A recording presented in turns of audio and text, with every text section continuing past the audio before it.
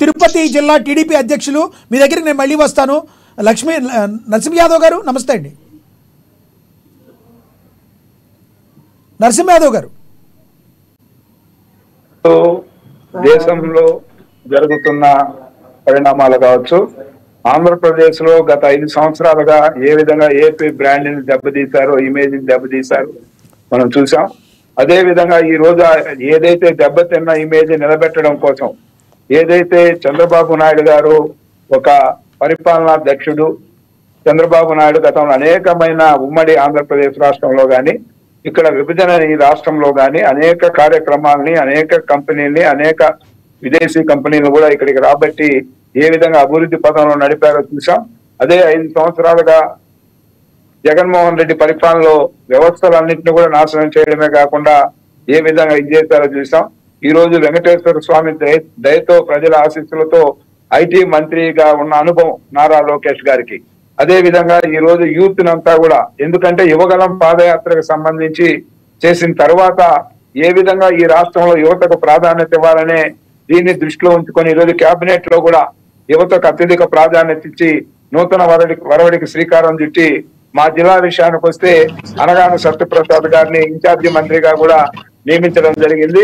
నిన్ననే కూడా ఏ విధంగా అభివృద్ధి చేయాలి ఈ జిల్లాలనే దీనిపైన కూడా సమగ్రంగా కూడా మాట్లాడుకోవడం. ఈ రోజు మీరందరూ ఒకసారి చూస్తే యువగలం పాదయాత్రకు ముందు నారా లోకేష్ పరిస్థితి, యువగలం పాదయాత్ర అయిన తర్వాత ఆయన ఏ విధంగా అన్ని వర్గాల్లో కూడా, ముఖ్యంగా యువతకు సంబంధించి ఉద్యోగ అవకాశాలు కావచ్చు, అనేక కంపెనీలు కూడా ఈ రాష్ట్రంలో తీసుకువస్తేనే ఈ రాష్ట్ర భవిష్యత్తు ఆధారపడి ఉంటుంది. కాబట్టి ఈ విధంగా అనేక కంపెనీ నిన్న చూస్తే మీరే చూశారు, వాట్సాప్ కు సంబంధించి అనేక ఇవి కూడా ప్రజలకు సంబంధించిన ప్రతి ఒక్క సర్వీస్ ను కూడా వాట్సాప్ ద్వారా కూడా అందివ్వాలి. మీడియేటర్షిప్ ఎవరు లేకుండా వాళ్ళగా ఒక సర్టిఫికేట్ కావాలన్నా, లేదా ప్రభుత్వ పరంగా ఒక జీవో కావాలన్నా ఒక వాట్సాప్ ని ఏ విధంగా ఉపయోగించుకోవాలో వాళ్ళతో కూడా వాళ్ళు ఇది చేసుకోవడం. ఈ విధంగా చూస్తే ఈ రోజు జగన్మోహన్ రెడ్డి ఇంటికే పరిమితమైనాడు. కానీ ఈ రోజు నారా లోకేష్ గారు దేశ విదేశాల్లో ఈ రోజు అమెరికాకి వెళ్ళి అనేక కంపెనీలు కూడా ఇక్కడికి రాబట్టి యువతకి ఏదైతే దీనికి సంబంధించిన ఆ రోజు లోకేష్ పాదయాత్ర ఇచ్చిన హామీలు నెరవేర్చే దిశగా ఈ రోజు లక్షలాది ఉద్యోగ అవకాశాలు జగన్మోహన్ రెడ్డి పూర్తిగానండి. మీరు ఇంచేపు మాట్లాడారు కదా, ఈ రాష్ట్రంలో ఎలా ధ్వంసం చేశారో ప్రజలందరూ చూశారు. అందుకే 11 సీట్లకు పరిమితమయ్యారు. మేము చెప్పేది ఏమంటే అభివృద్ధి ఎప్పుడు జరిగినా హర్షించాలి. అదే విధంగా యువతకు సంబంధించిన హామీలు 6 లక్షల ఉద్యోగాలకు సంబంధించి ప్రణాళికాబద్ధంగా ముందుకెళ్తాను. అదే విధంగా ఈ రోజు ఎన్నికల ముందు ఏవైతే హామీలు ఇచ్చాయో ఎన్డీఏ కూటమి దానికి అనుగుణంగా ముందుకెళ్తాను. ఈ రోజు నారా లోకేష్ గారు ప్రతినిత్యం కూడా తపన ఇక్కడ యువతకు గాని, ఇక్కడ తీసుకురావాల్సిన కంపెనీలు గాని, ఆ కంపెనీలు ఇప్పుడు చంద్రబాబు నాయుడు గారి అనుభవం గాని, వాళ్ళు అనేక కంపెనీలు తీసుకొచ్చిన మనం చూసాం.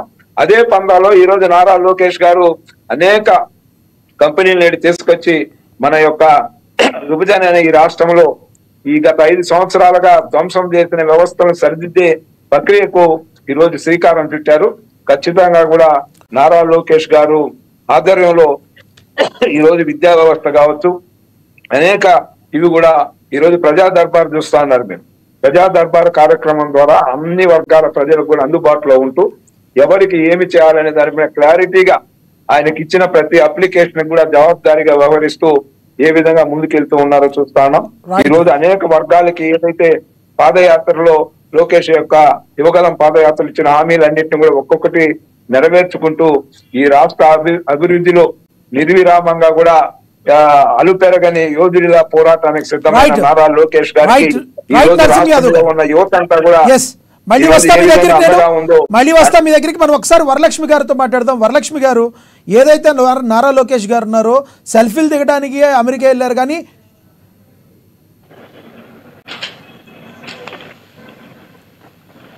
నరసింహారెడ్డి గారితో ఒకసారి మాట్లాడదాం.